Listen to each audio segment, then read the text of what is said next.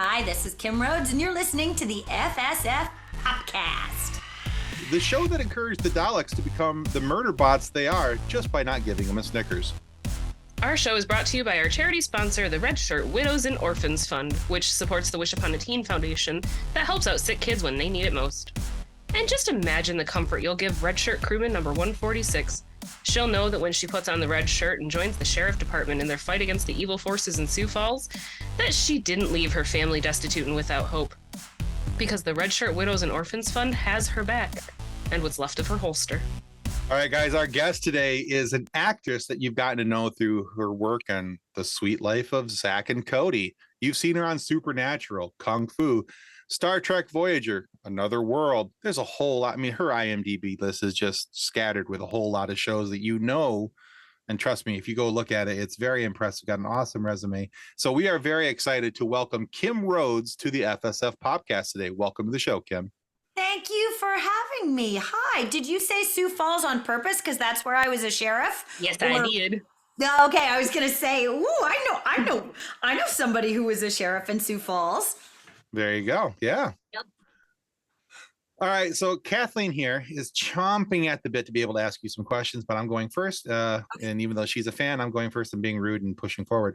And I'm going to make her wait just a little bit longer while I ask you our first question. And that question is, over here with my stir fry while you're mean to me. That's right. You'll be okay. Comfort yourself with food. So the question is, how did you get your start in the entertainment world, and what keeps you coming back for more? Oh, so a little question. How did I get my start? I went to college and I was going to be an English teacher. And so I took an acting class because I figured that I should be able to amuse students when I stood up in front of them. So that was my start. And at this point, health insurance is what keeps me coming back. Fair enough. Okay. So what was it about acting though? And when you took the class, was there something about it when you took the acting class? You're like, oh boy, this might actually be more than. So Tim, this is an interesting. So would you like me to answer with knowing what was really going on of me now? Because this is when I was 19 and I am currently 53. Sure. So either I can answer it with the wisdom of retrospect, or I can tell you what was going on with me in the moment and what really struck me. Either way, the answer is yes. Oh, I was going to say, why not both? Well, okay. All right. Well, at the time, I really wanted people's approval and I wanted to be heard.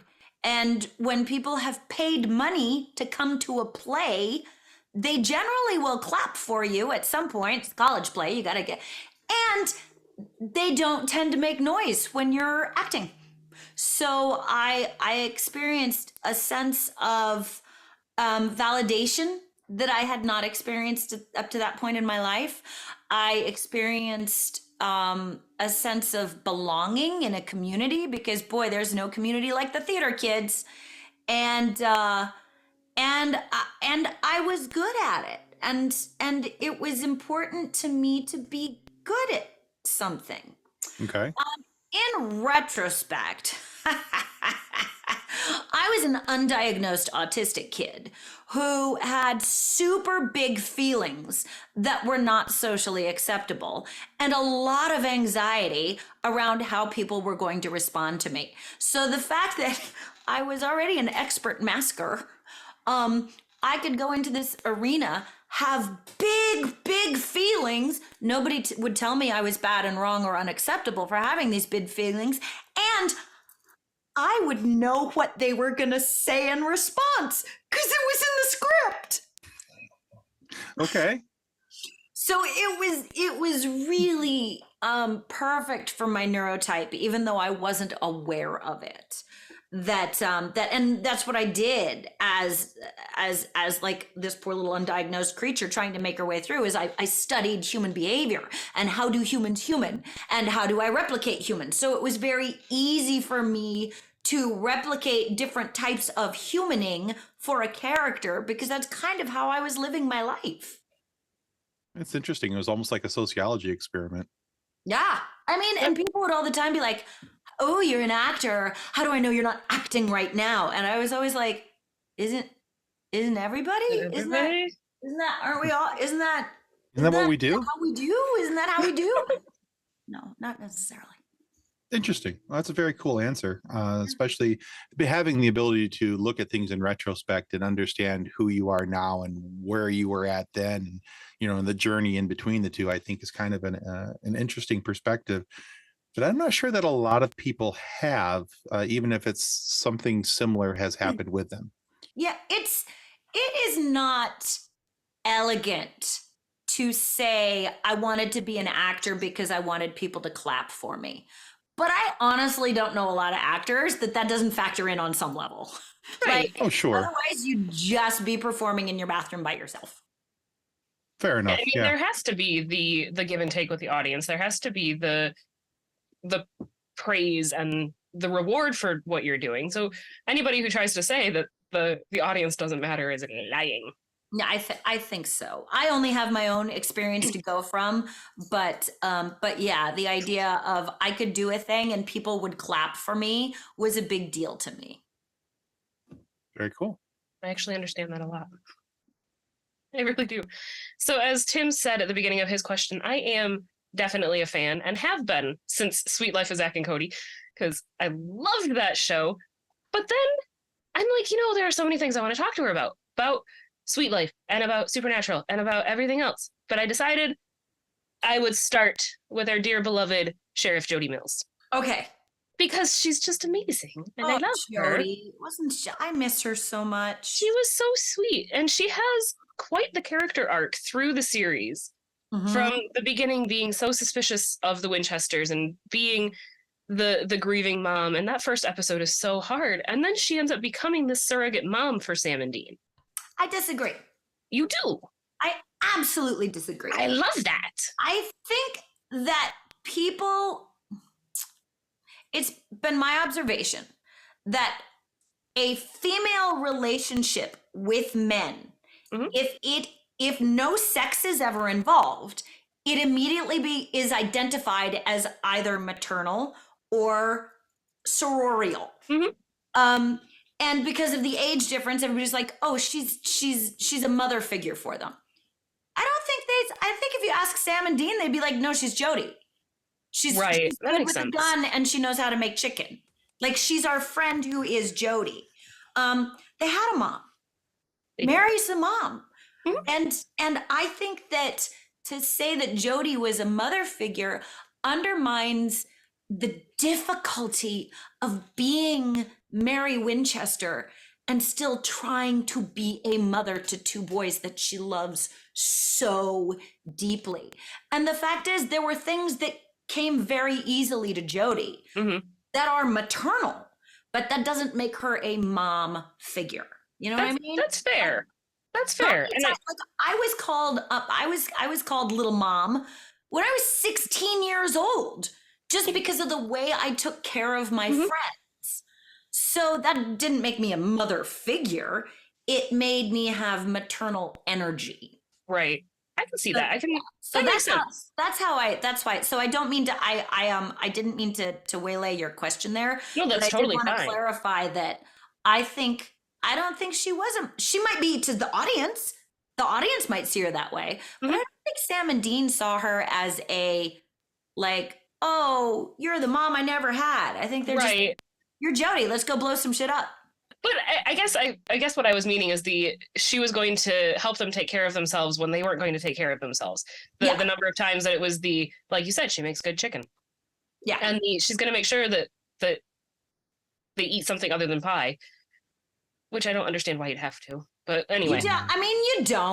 You don't. Like, she also wasn't invested in whether or not they did. Right. Just like, you could have showered before you showed up. Like, that's not right. Get in there and wash behind your ears right now, young men. It's really. All right. You do you. So I wondered about what you could tell us about getting to build the character of Jody, how much input you had, and if Jared and Jensen are as amazing to work with as they seem like they would be. Oh, they are. They are such... that show would not have existed for as long as it did, and the fandom would not be as powerful as it still is if it didn't start at the top with those two. They knew how to create an environment on set where everybody did their best because we wanted to, not because we were scared not to. They provided support and camaraderie and humor. They knew the show and loved the show so much that it was impossible to not be invested.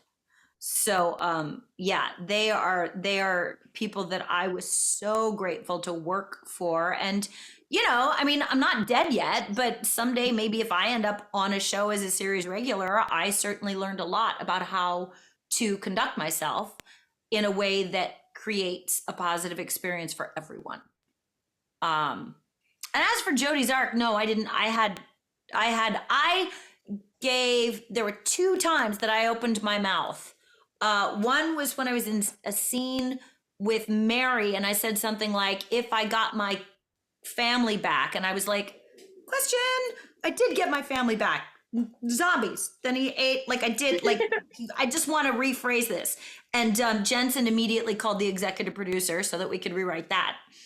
And then there was another thing in the very last episode that I was like, I'm not buying this at all. Can I add da da da da da? And they were like, yes, you can. That makes sense. And then they cut it in the edit. Oh, rude. Yeah, well, yeah. But by that time, everybody was like, we just got to get this done. They really? Yeah, so no, I do credit the writers, in particular, Robert Behrens, because I think the one episode where Jody went from being plot point to fully realized character was Annie, Alex, Alexis, Anne. Mm-hmm. And that was truly when you saw how this woman was functioning in this world with the awareness of her old life. Yeah. Like up to that point, she kind of came back and did a thing, and I was there for Bobby, and I think, but there was never that awareness of the horror that put her in this situation and what she was still wearing on her heart. Mm-hmm. Yeah, I noticed that too when I watched the show with that first episode with Jody is, like I had already said, incredibly difficult to watch. Like, I love the episode. It's a very well done episode, but what happens to your character's family is horrendous. Yeah. And then, I think it was the next time you came back, or it might have been the second time that Jody came back, that I'm like, are we not gonna touch on the fact that they shot your son? Cool now. All right. We're not gonna ignore the fact that your son was a zombie that was eating your husband, and okay, we're gonna. Therapists in Sioux Falls are really good. We're just gonna brush that one under the rug like it didn't happen. Okay then. But then when, like you said, when you became a recurring character and not just a plot point, and it was there it is. Yeah. Now we're gonna talk about it. Yeah. So I know. Sorry, it's a really weird episode, Tim. I was picking up on that. I haven't seen that. It's a really weird episode. So one of the other things I noticed in doing my research about you, Kim, is that you were credited for being in the movie Sky High with the character of Jeannie Elast. But that's a movie that I watched often with my children. But I also found that much of your on-camera time was relegated to deleted scenes, unfortunately. I literally don't remember doing it.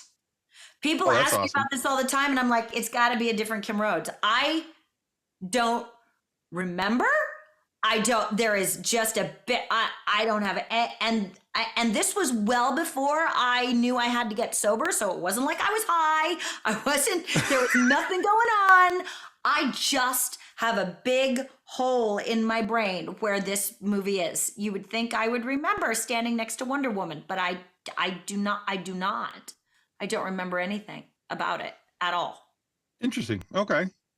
Maybe they deleted the part of my brain that was attached to those scenes.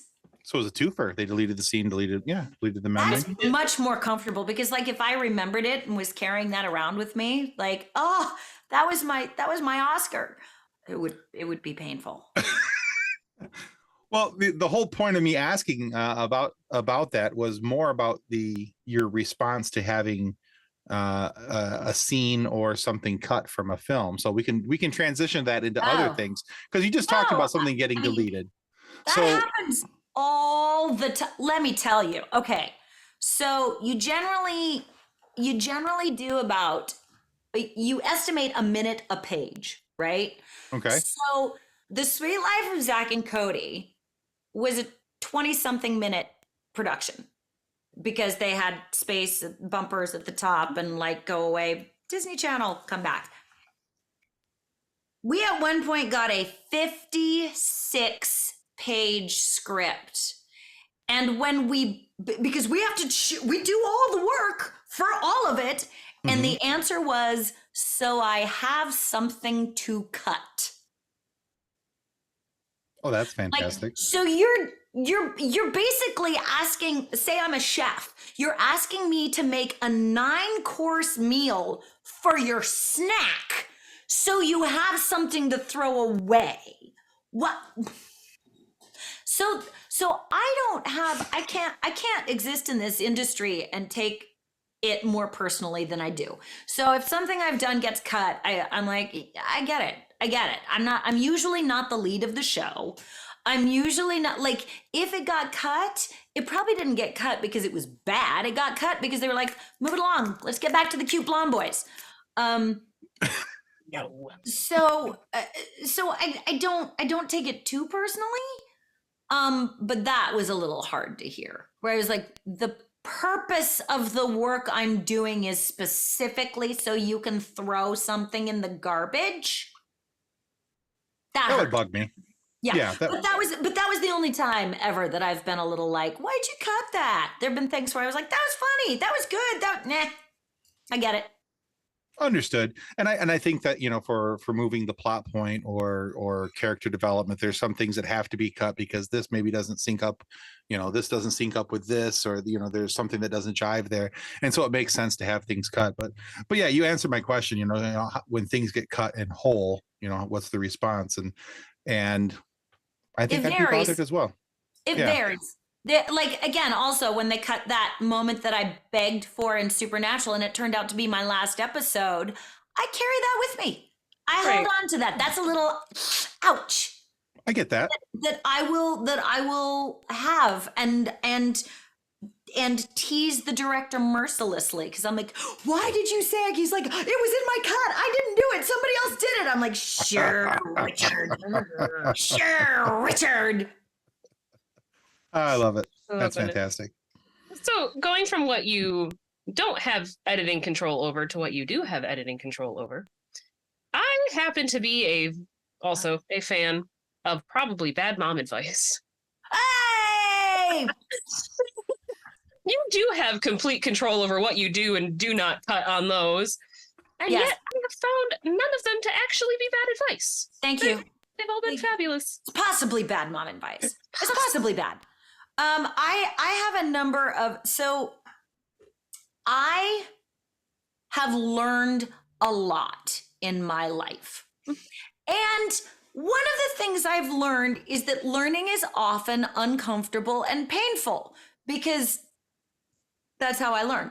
So being a person is hard. It is so hard to human. And so I like to share my perspective and experience. I don't ever make the assumption that it will benefit other people, but in case it would, I like to offer, here's something I uncomfortably learned. If it saves you the discomfort, yay, we've made the world better. Yeah. So yeah, possibly bad mom advice. We have a podcast, Brianna and I have a podcast where we also do possibly bad. We just talk about our experience and how did we get here and how to human. I just think too many people take humaning for granted. So anytime you can ease it for a little bit for somebody else, I like to. I showed my mother-in-law your math one today, and I'm like, Oh yeah. oh my gosh, completely mind-blowing to me. That was Like, my dad. My dad was I a school teacher. My dad taught me that. oh my gosh, I've watched it like 5 or 6 times with the why didn't my dad teach me that? My dad just like tried to beat them into my head, and that didn't work. Yep. And the wait, I'm like, wait a second. 5, Yes, 10, 15, 20. I can do my 5s and anything up above. Yeah. You have to explain it to Tim. Tim looks so lost, and I don't know because I would have to review it. So if you know, so it's 6, it's a 7, 8, multiplication. 9, 10. Yes. So give me a multiplication problem that is 5s and above. Like 5 times. We'll go Above 6. 5. So 6 times 8. Oh, okay. So 7 times 9. Okay, 7 times 9. So we did 6, 7, 8, 9, 10. So 7 times 9. So what do? We do 5s. These are 10s. So 10, 10, 20, 30, 40, 50, 50, 60. And then 3 3. times 1 plus 3. So 63. Do you see that? Did that make sense, Tim? I did it and I didn't explain it. So So cool, though. your hands, your fingers have values. So your pinky's 6, 7, 8, 9, 10. So Okay. 6, or you said 7, so that's this finger, 7 times 9. That's this finger. You touch them together. So the 2 fingers and everything below are 10. So count by 10s. 10, 20, 30, 40, 50, 60. Then do multiplication of the 2 on top. 3 times 1 and add it. So we have 63. Oh, wow. Isn't it cool? 7 Okay. times 9 is 63. Yeah. Yeah, I'm going to go home tonight and be like, yeah, hey, look, I'm doing math. And she's I gonna worry know. about me. I know. My dad showed me that, and I forget. I need to be reminded of it. But if I were doing math more often, I would remember it. But I'm like, I'm going into my daughter's finishing Head Start this year. She'll be 5 in September, and we're planning on homeschooling. And I'm like, I am terrible with math. I am awful with math. I mean, my husband's great with math, but then I saw that, and I'm like, wait a minute. It's actually, I hate to tell you this, but it's the same mindset that is new math. It's like break it into bite-sized chunks because the brain can do times 10. We can do that, and then I can do 3 times 1 and add that. But 6 times 7, I have to remember, like, we'll go back 1 as say like, yeah. My 7s, 7 times 8, I would have to do that or use a calculator. Yeah. That's cool because, like for me, all that was broken into, with like, by memorization. I didn't have any cool, like, hand things to be able to do it with, so. I didn't understand how numbers worked. I was trying to memorize a result. I didn't understand patterns and groupings and things that when I started teaching my daughter, helping my daughter with math, with the, what is it called? The new way they're teaching math that everybody hates. Common Core. Common Core. Yeah. I loved it. It was like, why did no, because it's patterns and it's groups and it's like, it's how numbers actually communicate with each other. It isn't memorize and spit out an output. Okay. Yeah, no, because that was my learning experience in school, was memorize and spit out an output. And, but after a little bit of doing that for some time, then I kind of caught on to some patterns and, and the way that the numbers worked with one another. But once they started throwing letters in there, I was screwed. So it didn't matter. See, I graduated in 2010 and my teachers are like, you're not going to carry a calculator around in your pocket. Yeah. News flash. Yes, we are. Yes. Lion jerks. I also don't need to know what the hypotenuse of a right triangle is, because that's not something I'm ever going to need to know. Probably not. And yet, and this was the thing, is when you figure out, it's not about getting the answer. It's about exercising that part of your brain that thinks spatially and understanding that numbers have to do with where we live in space and how objects relate to each other and how, so you might never need to know a hypotenuse, but you absolutely will need to know if that ladder is going to stand up when you run against a wall. And that it isn't, I might not need to know the number, but understanding the theory, the visual aspect of it. Yeah. So it's, again, I think more storytelling needs to be involved with math. Oh, I'd agree with that. Oh, well. I agree. Absolutely. And I think too that a lot of it is the lack of focused learning. I think a lot of it is very textbook, and we're going to study and we're going to learn for this test, and then we're going to go on to the next thing. We're never going to touch what we just did ever again. Yeah. And specifically for neurotypical brains, that's not going to work. Why are you teaching me this to then throw it away? Like, for neurotypical brains? I feel like neurodivergent brain. Oh, neurodiverse. Neurodivergent brain is having trouble with words. Yes. Yeah, no, I feel like neurotypical brains, and this is, I see people have a much easier time with like, no, the whole point is to pass the test. And then you just toss it out and you keep what you need. Whereas I'm like, so the test is the point? The point is the test? Then why do I need to learn it at all? Right. Like I graduated from undergrad summa cum laude, top of my class, and did not even buy books my senior year because it was all about figure out what they want to hear and give it back to them so they think that they're the ones who put it in your head. Right. Because passing the test, like no one ever said no learning, exploring, expanding. I was busy like, how do we human? We do good. We pass tests. I get A, all A's then. I shall do it. I don't know why people are wasting times memorizing stuff. Like just tell the teacher what they want to hear. And you get an A. Fair enough. I love it. Sorry if any of my ex-teachers are listening to this. I loved you all very much. Yeah, they'll get over it. And now, a word from our show sponsor, Level Up Sabers. Their link can be found in the show notes.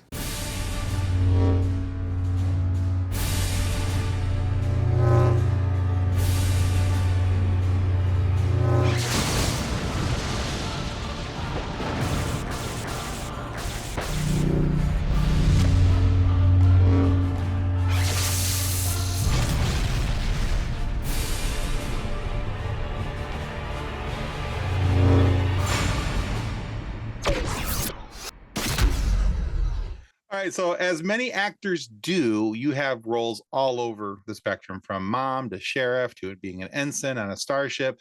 There's wildly different ranges and lanes of emotions and acting that you've had to go through. Is there one style or type of role that you found it easiest to prepare for? And then conversely, is there one that you've struggled with to be able to get into? Oh yeah. I will say the easiest one for me was definitely Carrie, because so much of that had to do with my relationship and my own personal sense of humor.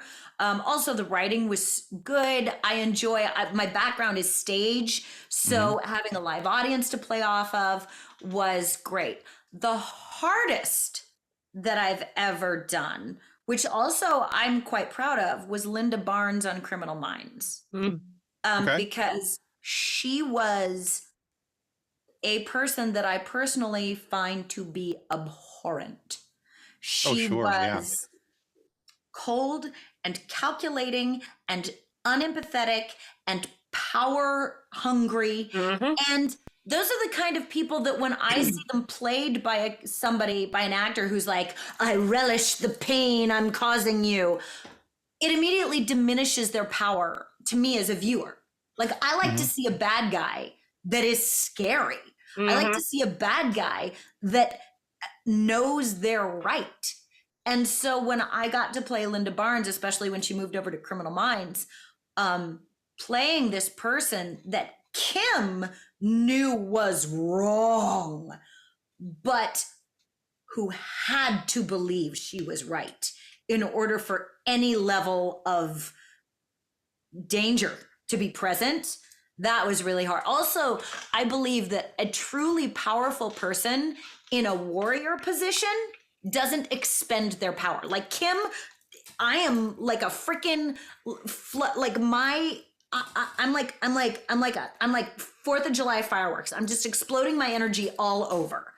Okay. And someone who lives with the awareness that they are dangerous doesn't expend their power. Like they don't, because they might need it to kill someone. So creating a character who didn't, and also a lot of what I do is I smile to make you comfortable and know that I'm not threatening. I check in with you. And I was like, Linda doesn't care if people are comfortable. Linda doesn't care if people are happy with her. Linda doesn't. And so all of my instinctual responses of like to drop my head and see if you agree with me, to smile, to, again, tilting sideways, those are all dissipations of energy.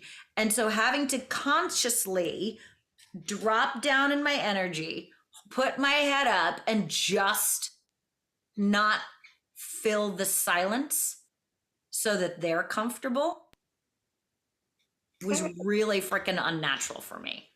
Well, sure. Sounds like it was the But it was complete effective. opposite of your personality. It was type. effective. Yeah. I could see how that would be, you know. She's not a fun character. I don't. She's not. She's awful, right? She was don't awful. like her. I did not like her. I still in my like secret fantasy days, I'm like, they should call me and get me back on the new one. They need me. No, That would be great. that would be fun. I know that's a terrible character. She was awful. She was awful. That's like when I talk to real fans, they're like, you were honestly one of the worse than most of the unsubs. You were horrible. Yep. You know, honestly, I feel like, you know, you talk about the villain being the cold calculating instead of being the power hungry wielding, you know, the ones that are meticulous in the way that they go about things. Mm-hmm. Yeah.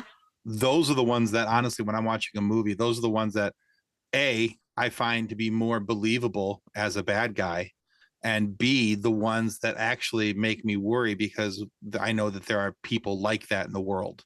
Yeah. You know, and I go, oh, okay. So that's a real thing that we could run into in life sometime. Okay, this person's scary. Well, and when your good guys have to fight against, like when you see your good guys not winning over a goofy bad guy, it diminishes them. And I checked with Paget, and I was like, and AJ, oh my God, I've forgotten her name. I'm a horrible human being, but it just went back. I checked in with them at any rate and said, should I take it down? And everybody across the board was like, no, the higher you come up, the higher we get to go. Mm-hmm. Bring it. Because if I'm not a threat, then they seem weak by comparison. Agreed. Yeah. Absolutely. And I think too that like the villains that you realize that you're starting to agree with, and you have that moment of the wait a second, no. Yes, I love the first Kingsman because of that. Or when I'm like, oh yeah, no, like exploding heads makes a lot of sense. Well, I mean, for the good of the planet, we should just blow up a lot of people's heads. Right? Yeah. I'll take one for that team. I think the one that those caught days. me somewhat recently was a rewatch of Supernatural, and I was watching Lucifer, and I'm like, wait a second, why am I agreeing with? Yep. No.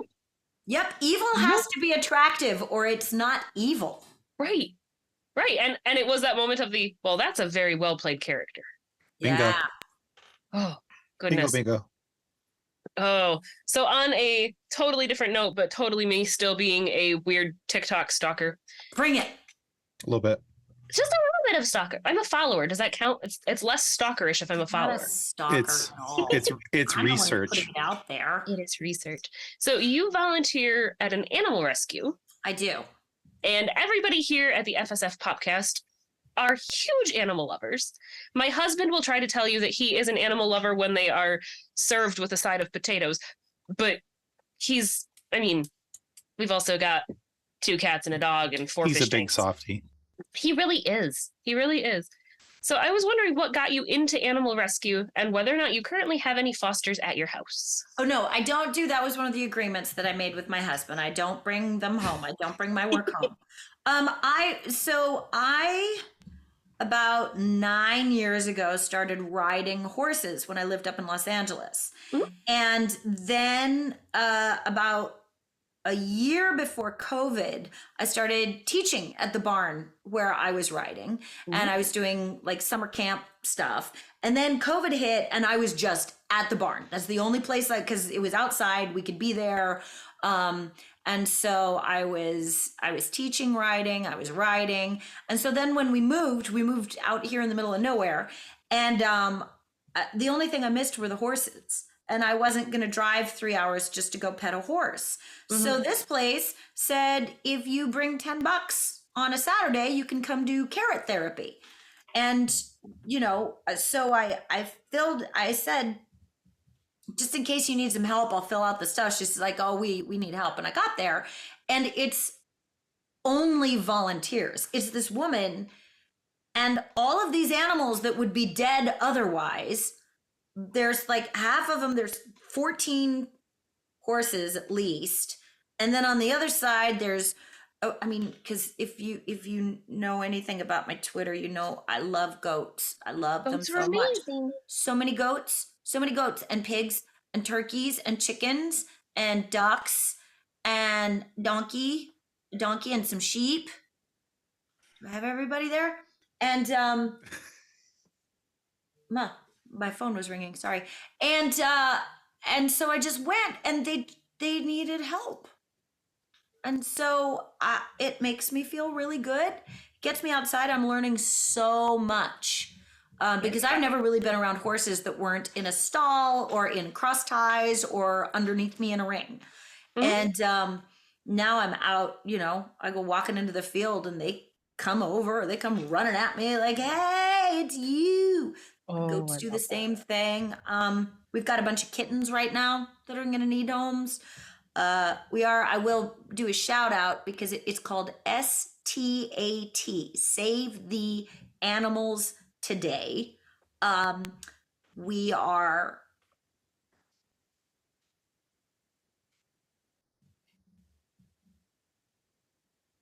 We're short on rent.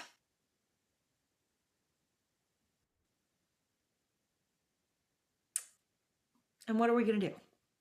Right. So if you are feeling like you've got an extra 50 cents in your pocket, they are online, STAT. Because you can't just really pick up a bunch of animals and move them into a smaller apartment. No, you can't. So we're doing our best. Sorry for that. I apologize. No apology needed. But yeah. So we're it's rough. We're out in the middle of nowhere, right? And it's not. We aren't wealthy. We don't live in a wealthy environment. There's a lot of need out there right now. So that is the extended dance remix version of why I am there, because they need me, and I can't give them money that I don't have. So I give them my time. Yeah. What's the name of the group again? STAT, Save the Animals Today. Okay. And it's a sanctuary. It is a nonprofit. So donations are tax deductible. Awesome. We'll make sure we put a link down in the show notes below for everybody. Yeah, definitely. Yeah, that's like I that's said, awesome. Everybody at the FSF PopCast is a huge animal lover. We're not gonna say no to the animals. I'll tell you, I thought I was a huge animal lover until I started working with them, and I had no idea my capacity to love these creatures. Like chickens. I do like though that you said that you made the agreement with your husband to not bring them home. Yeah. To not bring your work home. Yep. Because I don't think I can do that. Well, honestly, so far if we lose the space, like if somebody's gonna die if I don't, we're gonna have to revisit that agreement. Yeah. Understood. Yeah. No, I don't think I could be able to keep that agreement either. I'd be like trying to stuff kittens into my like hoodie and be like, I don't know how this one got there. I don't know. Guess we got a new kitty. It just showed up. Right. It's attached to me. I do have one of the pigs would like to live with me. One of the pigs loves. She's so good. She's so good. She's so good. See, and it's funny is like my husband always tells me, no, you can't do that. You can't have another cat. You can't have another dog. But he's also when we first started dating, he and his mom had a chocolate lab that showed up at their house pregnant. Like somebody had dumped her. Yeah. She just showed up. And then she ended up with a massive uterine infection and could not keep up with feeding her babies. So my husband, who will try to tell you that the cuter the animal, the more delicious it is, was up bottle feeding these puppies every 2 hours. Yeah, he can tell He's a himself big that. softie. That's right. He is such a softie. It's hilarious. And I mean, like oh my gosh. So my mom has a cat that my mom lives 3 hours from us. We were on our way home from my mom's house and we were driving by in front of a hockey arena, a big hockey arena, and saw this gray thing in the road. And it was is that a squirrel? That's not a squirrel. That's a kitten. My husband slammed on the brakes, popped the car into park, jumped out into traffic to grab this kitten that could fit in his hands, who then bit and scratched him because she was terrified. Terrified, yep. He's got her by her scruff. Doesn't matter, yeah. I'm in the car grabbing a blanket to wrap this kitten in because I don't know what she's going to be covered in. Yeah. Got her, swaddled her in his blanket, and realized the reason that she was so terrified is her eyes were matted shut. Oh, yeah. She had such a terrible upper respiratory infection that her eyes were matted shut. I'm like, of course she's terrified. She's blind. We took her to the vet, and the vet's like, she's like maybe 5.5, not even quite 6 weeks old yet. She's like, she is way too little to be out and alone. Somebody tossed her. Somebody tossed her and she didn't die. And I'm like, well, so, Mom, you have another cat now. I found this for you. I come bearing presents. Ta-da! Exactly. 3 weeks of oral antibiotics and eye ointment. I'm like, good That's Lord. what we're doing with we have 7. And they're 2 different litters. One was 3 weeks when we got it, and one was 4 weeks when we got it. Oh my goodness. So we were bottle feeding and antibiotics and ointment, and yes. Yeah, this little kitten, thankfully she was only bottle fed for 1 or 2 days before she figured out how to drink and lap out of a cup, which was good. And then she got very quickly transitioned into like the kitten slurry. Yep. Because she needed it because the antibiotic was tearing her guts apart. I'm like, oh, little bunny. She's so funny though. She's almost 3. She'll be 3 this summer. Beautiful gray cat. Like she looks like a gray Maine Coon, but her hair is very short. Is that Roxanne? Yes, it is Roxanne. Okay. She also likes to make appearances on camera. She does. She's going to be in one of our upcoming episodes because she was on my mom's table and deciding to be a butt. Here's my butt. Yes. Here's my butt. But so butt. She's Roxanne because my mom's other cat is Cyrano. Oh, of course she is. Yes. So she has Cyrano de Bergerac. And he's honestly the angriest cat I've ever met. He is so cranky. Right. He loves my mom. He loves my mom, but hates everybody else. Yeah. Fair. But black and white, and except for his face is white, except for his nose. And so his nose looks like it's bigger than it's supposed to be. Yeah. So he's Cyrano. And so then we have the dear, darling lady, lovely lady Roxanne, that I also call Gutter Kitty. I love it. All right, Kim. So we've got to this point of the show where we have a silly question for you. Oh, good. Okay, I'm ready. All right. You can answer this as serious or as silly as you see fit. All Okay. right. Okay. If you were a popular brand, what would your motto be? I need context. Wait, my brain doesn't understand this. An existing brand already? No, okay. Just say if you were a brand of something. Like what? Like, am I Nike and my brand would be Just Do It, or Something along those lines, or yeah. what would Kim's brand? What would Kim's brand's motto brand be? be? Okay. And what would her motto be? So the first 7 options have all been negated because I'm not supposed to say the F word. I don't know. There's not. You can totally say fart. It's okay. The WW, what would, no, that, WTF. WTF. In a good way. There we go. That's my brand name. WTF, but in a good way. I love it. Okay. That's my brand. Ta-da! I love it. WTF, but in a good way. Yeah, the disclaimer, definitely. I get I it. like the disclaimer. Good job. Oh, Kim, thank you so much for being on our show with us today. Thank you for having me. This was lovely. This was wonderful. Thank you. Where can our viewers and our listeners go to find out more about you and what you've got coming up? I've been starting to do a lot of conventions. I love conventions because I get to look in your eyes. I get to give you a mom hug. I get to, spend time with the people that I honestly work for.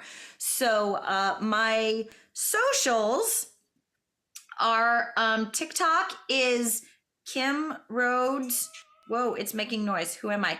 Kim Rhodes, the number 4, and then REAL, Kim Rhodes. Without a blue check somehow. I don't have a blue check on TikTok. They won't. They don't like me very much there. It's ridiculous. And you'll know it's me because there's a lot of pictures of goats. And then Instagram is Kim Rhodes for reals. I think there's an S at the end of that. Kim Rhodes, nope, for real. The number 4 and real. And it's always my headshot. And currently there's a picture of me and Carrie Elwes as my first shot because I paid to have a selfie with him at the last convention I was at because I love him. And Fair enough. Facebook is also Kim Rhodes for real. And it does have a blue check mark. There we go. Yes. All right. We will definitely link all of your socials, and we are also going to link the Save the Animals Today, because guys, do it. Save them. They need you. Little piggies. Every single animal at this place would be dead if it weren't there. And also, I mean, we have a lot of people that come and do community service there or come from disabled communities and can contribute to their own experiences. And it's not just animals we're helping. We've got retired vets that don't get to go out, and they come out and they feed and pet a horse, and they feel like they're doing That's okay cool. again. So That's cool. So guys, if you don't think that you want to donate to help save the animals today, watch some of the videos on Kim's TikTok. Look at the little kittens' faces. Look at the goats. Try to tell them no. Not gonna work. Probably not, no. But that last batch of kittens you were showing giving baths, they were sassy. they're so good. They're so good. They're so good. You could tell that they wanted to speak with a manager, but They did. They had notes. They had notes, and they were not going to give me a good Yelp review. But no. too bad. There's always that. Yeah. How dare you insult their ancestors that way? All right, guys, want to take this opportunity to remind you that subscribing is the single most important thing you can do to ensure that we get more amazing guests like Kim Rhodes here today and have these fun moments for you to be able to listen to. So please subscribe. It helps out well more than we can describe. And please go check out Save the Animals Today and what they're doing over there. Please donate and help them out and check out Kim's work. And you'll get an opportunity to see her down at Florida SuperCon, June 30th through July 2nd. So go see her down there if you're in the Florida area, or if you're planning on making your way down to the Florida area during that time. It'd be a cool opportunity to meet her in person. But however, if you aren't happy with the content of our show today, please feel free to lodge a complaint with the head of our complaint department. That, of course, is Carrie Martin, the mom of Zach and Cody. Look, no one knows how to dole out punishment to the deserving like an annoyed mother. So submit your single copy of the complaint, because she just doesn't have time for your nonsense. And be sure that when she is done being the only one to clean up around here, the offenders will be dealt with. But be careful, because not all moms like tattletales. And like my brother once told me, snitches get stitches. I'm not sure what that means, but maybe we can find out together. Thank you so much, Kim. This has been great. Thank you, Kim. All right, guys. On behalf of the FSF PopCast, that's going to be it for us today. Goodbye. Copyright 2023 FSF PopCast. Reference to any specific product or entity mentioned on this podcast does not constitute an endorsement or recommendation by FSF PopCast. The views expressed by the guests are their own, and their appearance on the program does not imply an endorsement of them or any entity they represent. If you have any questions about this disclaimer, please contact us via email at info@fsfpopcast.com. Original music by Jordan Michaels.